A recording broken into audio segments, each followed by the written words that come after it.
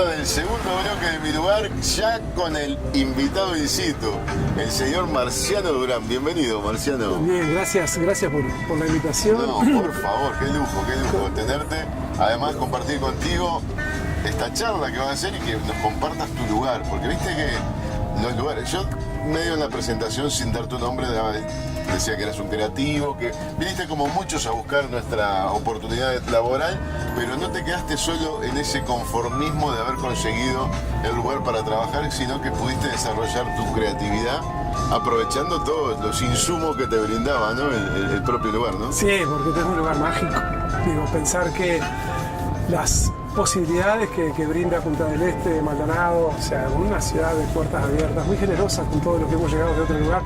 Uno, en el caso mío, que tengo tan fuertemente las raíces en mi pueblo, yo soy una especie de árbol torcido, ¿no? Con las raíces en Florida, el tronco que viene para acá y los nidos y los frutos en este lugar, ¿no? O sea, las raíces quedaron a 100 kilómetros al norte de Montevideo y todo esto está contra el océano y disfruto mucho de esa mezcla y valoro enormemente este lugar que nos brinda las posibilidades que lamentablemente el resto del país no lo tiene, ¿no? ¿Qué Marciano Durán vino? Vino un Marciano Durán muy joven, con muchas expectativas, había renunciado al ferrocarril, estaba recién casado, tenía ya su primera hija nacida, con muchas expectativas atrás de su familia, de su padre y su madre, que también toda la familia había dejado el ferrocarril, eran tiempos difíciles. Y llegábamos mirando este lugar con la expectativa de encontrar un espacio donde pudiéramos crecer en cantidad, crecer como personas, ser mejores ciudadanos, y nos encontramos con un periodo muy duro, era el momento de la dictadura, nos involucramos como pudimos con el medio y en muy poquito tiempo ya estábamos trabajando en el mismo lugar donde después estuvimos 30 años, esa misma esquina de Orleri y calle 15.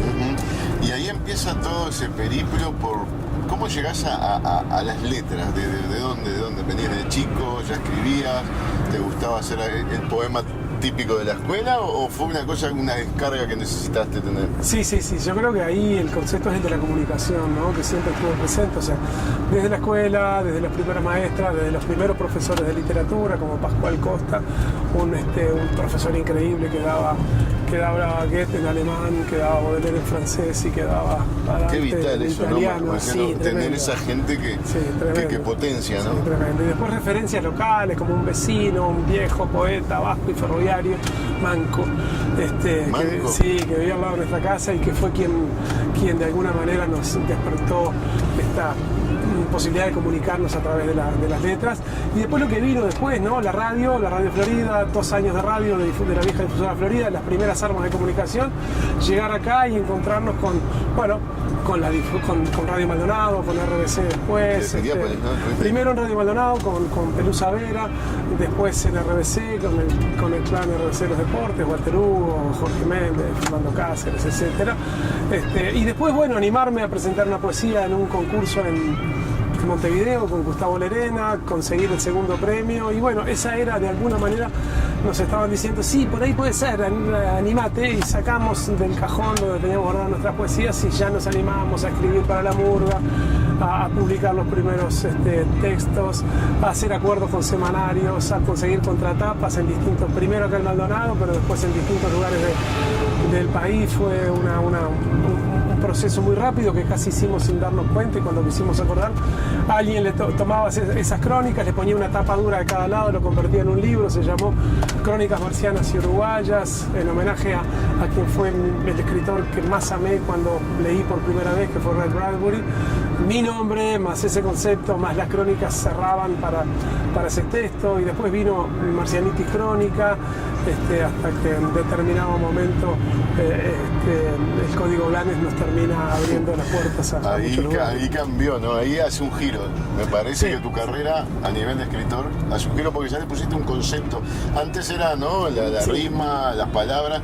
En esto fue un concepto histórico, una investigación, pero aparte un hilo conductor muy interesante que tiene ese código. Sí, ahí hay 2 temas, ¿no? Pero el primer hito creo que es el inicio de trabajo junto a mi hijo, ¿no? Es decir, el Código Blanes de alguna manera, si bien es un libro personal, nace una investigación conjunta. Ese es el primer mojón. A partir de ahí nosotros empezamos a trabajar juntos en la comunicación. Y el segundo es que descubrimos allí un proceso de trabajo que después repetimos en todos los productos posteriores, en las aplicaciones, en los museos, en los otros libros. Eran 5 pasos: la investigación histórica, rigurosa, cierta, profunda, con homologaciones de historiadores locales, eso como primer paso. Un segundo paso que era la selección de acontecimientos históricos. No todo sirve para ser contado y es tan importante saber elegir algunos como contarlos bien. El tercero era la interrelación de esos acontecimientos históricos. Descubrimos que podíamos juntar cosas que nunca se habían juntado. El cuarto fue la utilización del relato novelado de esas historias, hacerlo atractivo, hacerlo dinámico, buscar que las nuevas generaciones se interesaran por eso. Y el último fue el uso de plataformas innovadoras. El Código Blanes fue un CD que acompañaba a la computadora y bueno, proponía... ¿no? Claro. Pero ya el sueño de San José fue con realidad aumentada y ya los museos y ya las aplicaciones llevaron esas mismas herramientas. Es decir, un museo que ya tiene más de... Sí, más de 50.000 visitantes. Para nosotros es un motivo de orgullo, es la vida y obra de Hugo Nantes, en el que nosotros pusimos el hincapié en el acento, en el contenido y no en el continente. La tecnología es simplemente la excusa para poder contar cosas y bueno, para encontrarnos con las nuevas generaciones también, porque hacemos uso de los mismos instrumentos que ellos utilizan para comunicarse. Fantástico. Y lo que se dice, un método científico aplicaste, ¿no? Y de alguna manera sí, porque fuimos repitiéndolo en cada uno de los otros productos en los que fuimos trabajando. Y sí, creo, por eso sí, estoy convencido que el Código Blanes, que a su vez también nos propone otra instancia, que es viajar por el mundo, ¿no? Algo absolutamente novedoso. Nosotros que venimos de una infancia no con carencias, pero sí muy humilde, ¿verdad? Ferroviarios, casa ferroviaria, casa de chapas, escaleras a la vía. Las vías eran nuestras calles, allí nos formamos, allí nos creamos, barrio absolutamente proletario, donde todos éramos iguales, todos teníamos lo mismo, a todos nos faltaban lo mismo, nos faltaban pocas cosas porque no se habían inventado las cosas que le faltan ahora a los gurises, pero bueno, una infancia muy humilde, nada hacía prever que pudiera viajar por el mundo, Alemania, Estados Unidos. Pero estaba, ¿no? Egipto. La idea, esa fantasía, ¿no? Sí, yo creo que sí, yo creo que eso siempre las estuvo en la vías cabeza. o sea, seguramente, ese ¿no?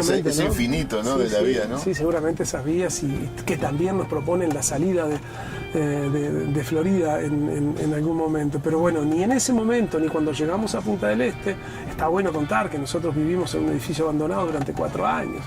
Con mi mujer y con mis hijos, fueron momentos muy duros desde el punto de vista económico exclusivamente, ¿no? No desde el punto de vista de lo que fue la conformación de la familia, de lo que fue el